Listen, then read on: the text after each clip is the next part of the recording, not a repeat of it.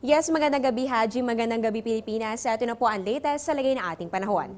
Isang maulang araw nga ang naranasan natin sa ilang bahagi ng bansa ngayong araw ng Sabado. Ito po ay dahil sa monsoon trough na hanggang ngayon po ay magpapatuloy sa pag-iral at makakaapekto dito sa atin sa bahagi ng Luzon.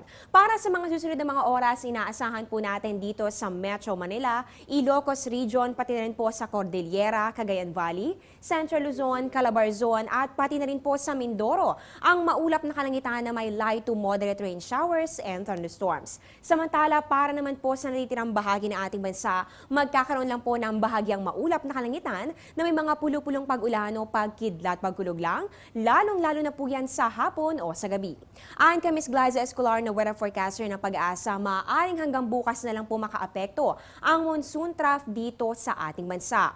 Pero ito po, posible pong yung mismong southwest monsoon o yung hanging habagat na po ulit ang makaapekto dito sa ating bansa, partikular na nga dito sa kanlurang bahagi ng Pilipinas. Meron po kasi tayong bagyo ngayon sa labas pa naman yan ng ating PAR at yan naman po ay si Bagyong Manny. Ito po ay papunta sa may Japan kaya hindi naman po ito inaasahang direktang makakaapekto sa Pilipinas at ayon po kay Ms. Escolar, hindi po ito papasok ng ating area of responsibility. Gayunpaman, palalakasin po nito ang ating hanging habagat na siyang magdadala nga po ng maulang panahon na naman dito po yan sa western section ng ating bansa.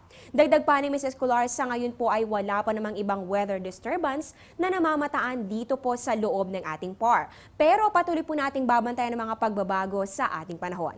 Magbabalik po kami matapos ang isang paalala. Teng, ang package. Ma'am, sabi ng Air 21 on the road na.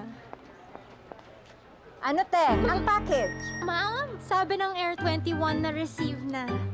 Okay, very good.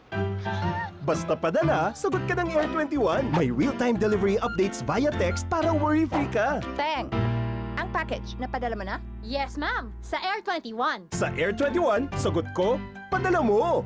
Naging maulan nga po ang ating araw dito sa Kamaynilaan, kaya naman ayon po sa naitalang datos ng Pag-asa sa Science Garden, Quezon City, ang minimum temperature po natin ay umabot ng 25.5 degrees Celsius kanina po yung alas 5 ng umaga. At ang maximum naman po natin ay 30.2 degrees Celsius, yun naman po ay 1:50 ng hapon.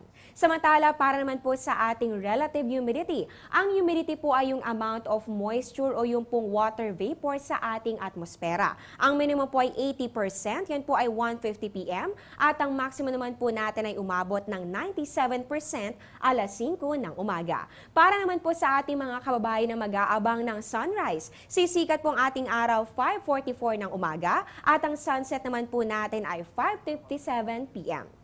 At yan ang latest mula dito sa Pag-asa. Abangan niyo po ang susunod na update mamayang alas 8 ng gabi. Dito pa rin po yan sa Telebisyon ng Bayan. Ako po ang inyong weather lover, Amor La Rosa, na nagsasabing ang taong handa at mahinahon, kayang lagpasan ang hamon ng panahon. Magandang gabi po sa inyong lahat. Balik sa iyo, Haji.